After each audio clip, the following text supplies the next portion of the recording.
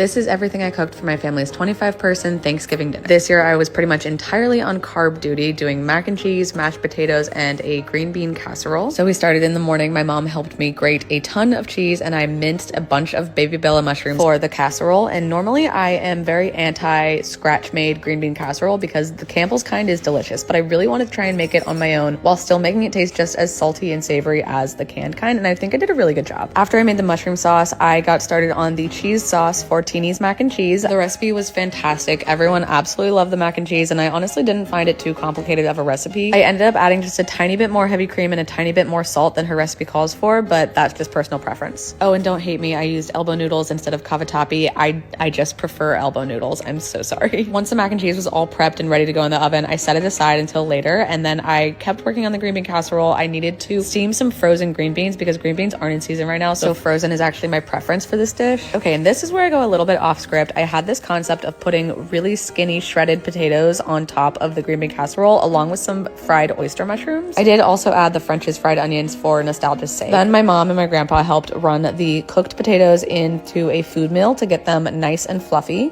And then I finished them up with tons of sour cream, heavy cream, and lots of butter. And then I opened up the caviar tins and we set up a little potato chip station to go with the caviar along with a charcuterie board and some deviled eggs that I did not make myself. And this is the finished mac and cheese.